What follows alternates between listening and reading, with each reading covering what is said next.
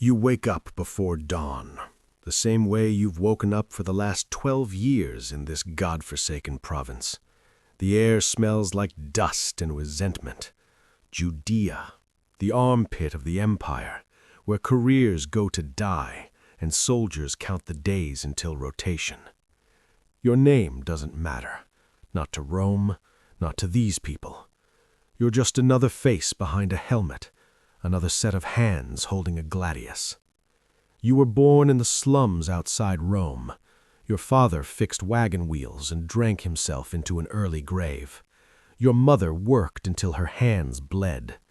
You joined the Legion at 16 because it was either that or starve. They promised you glory, conquest, honor. What you got was garrison duty in a desert where everyone hates you and the pay barely covers your wine tab. You pull on your armor. The leather straps are worn. The metal is scratched from a decade of use. You've done this so many times you could do it in your sleep. Strap, buckle, cinch. The weight settles on your shoulders like it always does.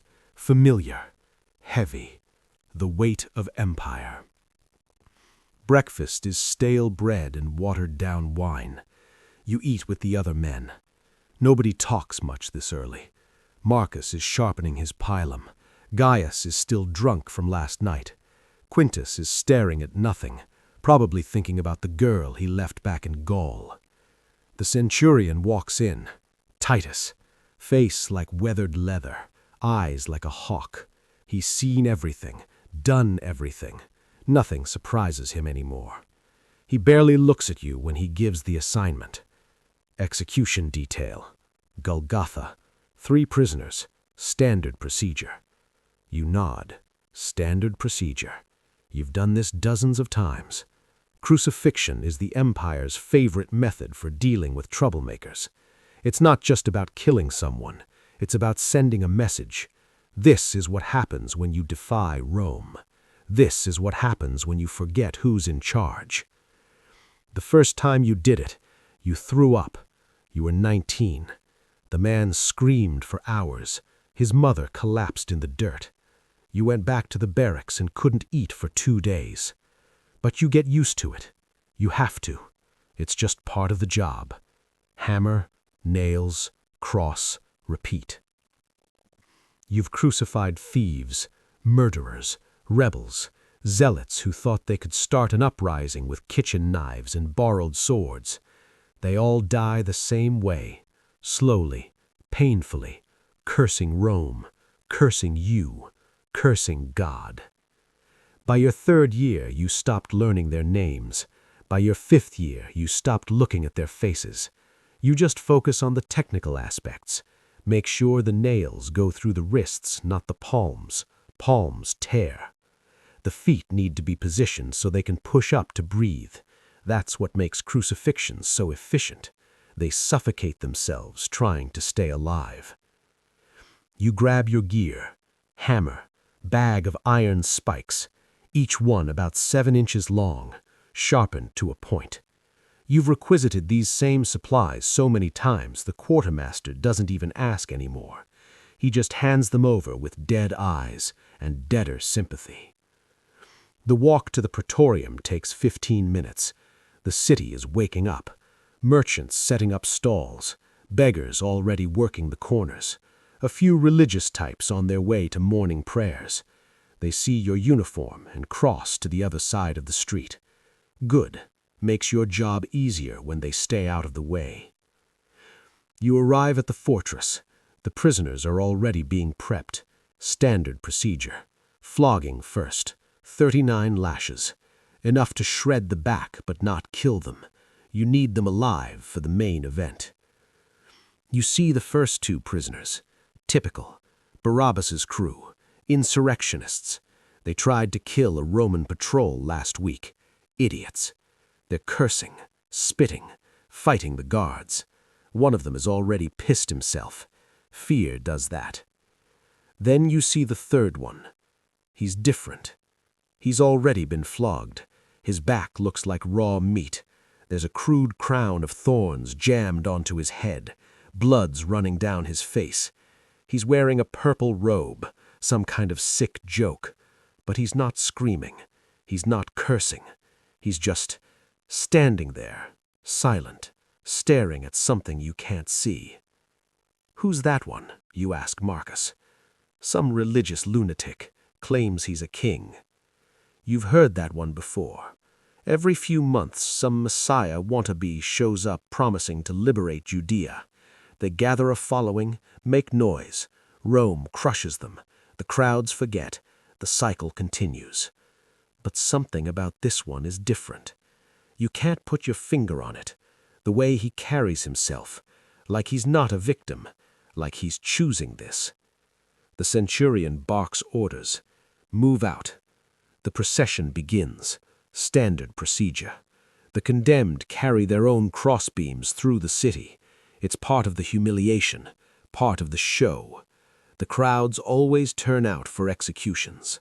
Some come to mourn, most come to gawk. Humans are predictable that way. The two insurrectionists are struggling under the weight, cursing with every step. But this third one, this Jesus, he's barely making it 10 feet before he collapses. The flogging took more out of him than usual. Titus grabs a man from the crowd, some farmer. Simon from Cyrene, someone says. "You, carry it." The man has no choice. Nobody has a choice when Rome gives an order. You walk alongside the procession, keeping the crowd back, standard procedure. But you keep glancing at this Jesus. He's looking at the people, not with hatred, not with fear, with something else. Sadness? Pity? You've seen a lot of condemned men. You've never seen one look at his executioners with pity. Women are wailing, following behind. One of them might be his mother. You've seen that before, too. The mothers always come. They can't help themselves. They watch their sons die because not watching would be worse somehow. Jesus stops, turns to them. His voice is raw but clear. "Daughters of Jerusalem, don't weep for me, weep for yourselves." What kind of man comforts his mourners on the way to his own execution? You reach Golgotha, the place of the skull, called that because of the rock formation or because of how many people have died here. Take your pick. The ground is stained dark. You try not to think about what it's stained with. Time to work. You've done this so many times it's muscle memory. Lay the crossbeam on the ground, position the prisoner, arms spread. You take the first nail, 7 inches of iron. You line it up with the wrist, right where the bone cluster is. That's the trick. Hit it right and the nail goes through clean, supports the body weight. The 2 thieves are screaming before you even touch them, begging, bargaining, cursing. Standard. But Jesus, he just lies down. No fighting, no screaming. He looks at you, right in the eyes, and for a second, you forget how to breathe. You've crucified dozens of men. You've looked into their eyes and seen hatred, fear, rage, desperation. But this is something you don't have a word for. It's not resignation. It's not defeat. It's almost like acceptance. Like he's choosing this. Like he could stop it if he wanted to, but he's not going to. You raise the hammer. Your hands are steady. They're always steady. 12 years of this. You don't shake anymore. The first nail goes through his wrist. The sound is wet and final. Bone, flesh, wood. He doesn't scream. He gasps, a sharp intake of breath, but he doesn't scream. Second nail, other wrist. Same sound, same gasp. Still no scream. You and Marcus lift the crossbeam, attach it to the vertical post. The body drops. All the weight goes on the wrists. That's when they usually start screaming. The pain is indescribable, you've been told, by doctors, by survivors who were taken down early. The nerves in the wrists carry the pain up the arms and into the spine. It's like lightning in your veins. Jesus groans, but he doesn't scream. The feet next. You position them, one nail through both, angled upward. This is the cruel genius of crucifixion. They can push up on the nail to breathe, but every time they do, the pain is unbearable. So they suffocate, or they endure agony. There's no good option. The nail goes through, bites into wood. Jesus shudders, his whole body goes rigid, but still, no scream. You step back. 3 crosses, 3 dying men. Standard procedure. Except it's not. The 2 thieves are screaming, cursing. One is cursing Jesus. "If you're the Messiah, save yourself, save us." But the other thief, the one on his right, he says something that makes you pause. "We deserve this, but this man has done nothing wrong." Then he turns his head toward Jesus. "Remember me when you come into your kingdom." You've heard dying men say a lot of things, mostly curses, occasionally prayers, but you've never heard one dying man defend another, never heard one ask to be remembered in a kingdom while he's being executed by an empire. Jesus turns his head. The movement costs him. You can see it. Every breath is a war, every word is a battle, but he speaks anyway. "Today you will be with me in paradise." Paradise. He's promising paradise, while nails are through his wrists, while he's suffocating, while blood is running down his arms. He's promising paradise. You've been standing here for an hour. The sky is getting dark, too dark for midday. You look up. Clouds are rolling in, but they're not normal clouds. They're too black, too thick, too fast. The air pressure is changing. You feel it in your bones. Something's wrong. The religious leaders are here, mocking him. He saved others. He can't save himself. Come down from the cross, then we'll believe. You want to tell them to shut up. You've never wanted to defend a condemned man before, but something about their mockery feels wrong. He's dying. Isn't that enough? Then Jesus speaks again. His voice is hoarse, barely above a whisper, but you hear it. Everyone hears it. "Father, forgive them. They don't know what they're doing." Your hammer drops from your hand, hits the ground with a dull thud. Forgive them? He's asking God to forgive the people killing him? Forgive you, the man holding the nails, the man who drove iron through his wrists? He's praying for you. You've crucified dozens of men. They cursed you, spat at you, promised that their God would destroy you, but none of them prayed for you. None of them asked for your forgiveness. None of them looked at you like you were worth saving. Your throat is tight. Your eyes are burning. You tell yourself it's the dust, the wind, anything but what it actually is. The darkness is complete now. Middle of the day, and it looks like midnight. You can barely see your own hands. The crowd is panicking, backing away. Some are running. They think it's a sign. Maybe it is. Jesus cries out, my God, why have you forsaken me?" Even his own God has abandoned him. Or has he? You don't know. You don't understand any of this. You're just a soldier. You follow orders. You don't think about theology or prophecy or whatever these people believe. But you're thinking now. You can't stop thinking. He's been hanging for 6 hours. His breathing is shallow, labored. He's close. You've seen enough death to know. Minutes, maybe, not long. Then he speaks one more time, loud, clear, stronger than he should be able to. "It is finished." And he dies. Just like that. Most crucifixion victims take days. They hang there, struggling, suffocating, begging for water, for mercy, for death. But he just lets go, like he's been waiting for permission, like he chose the moment. And the second he dies, the earth moves. You've been in earthquakes before, small ones. The ground shakes, buildings crack, people panic. This is different. This is personal, like the earth itself is responding to what just happened.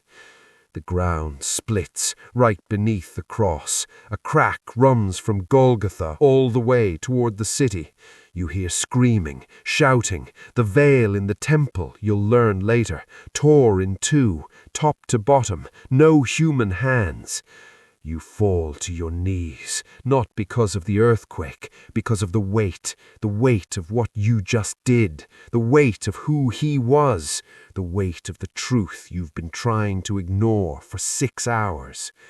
The words come out before you can stop them, before you can think about what you're saying, before you can calculate the political ramifications or worry about what your fellow soldiers will think.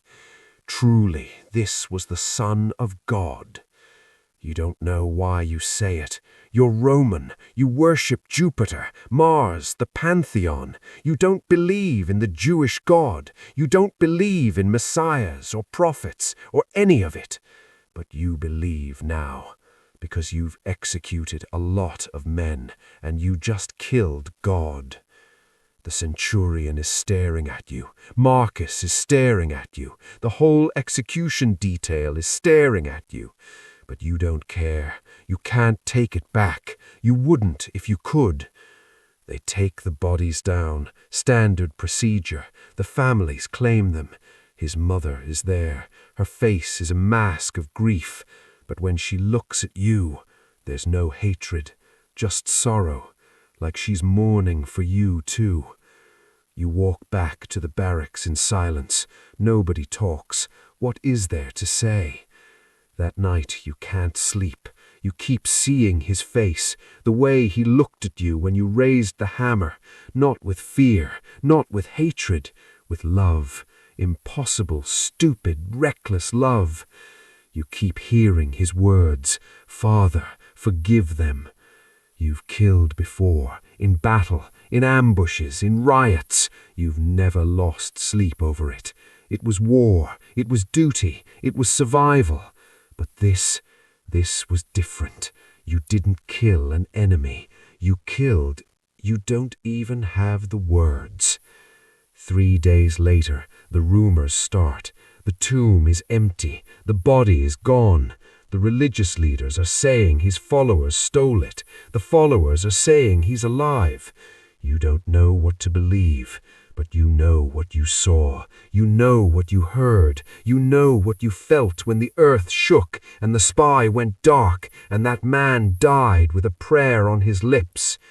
You've been a soldier for 12 years. You've followed orders. You've done your duty. You've killed when Rome said kill. You've been good at it, efficient, professional. You never questioned it. But now you're questioning everything. Because if he really was the Son of God, then what does that make you? What does that make Rome? What does that make this whole bloody, broken, beautiful world? You're standing at the edge of something. A choice. You can walk away, go back to your life, pretend this was just another execution, another day at the office, file it under weird things that happened in Judea and move on. Or you can do what that thief did, the one who asked to be remembered, the one who admitted he deserved death but recognized innocence when he saw it. The hammer is still in your pack. The nails are still there. You haven't washed the blood off. You tell yourself you'll do it tomorrow, but tomorrow comes and you still don't, because somehow washing it off feels like erasing evidence, and you need the evidence. You need to remember. You need to remember that you crucified God, and he forgave you anyway. The question isn't whether he died. You know he died. You were there. You made sure. The question is what you're going to do with that, with the forgiveness he offered from the cross, with the love he showed while nails went through his wrists. You're a Roman soldier. You've conquered nations, but you can't conquer this. this moment, this truth, this impossible, ridiculous, beautiful truth that the man you killed might have been killing death itself. Standard procedure, that's what they told you, that's what you followed. But there was nothing standard about that day, nothing standard about that man, nothing standard about the way the earth shook and the sky wept and your heart broke.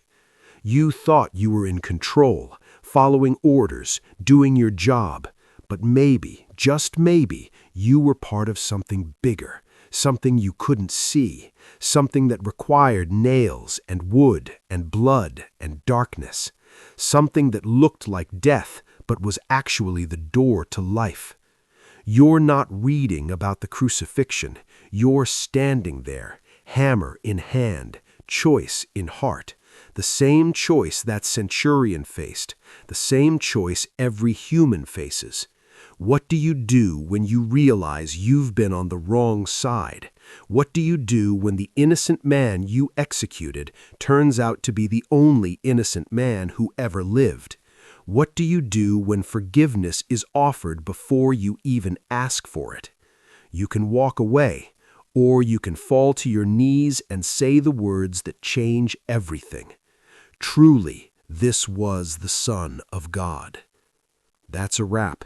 This story is in the Gospels, but somewhere right now someone is holding the hammer, someone is driving the nails, someone is choosing which side of the cross to stand on.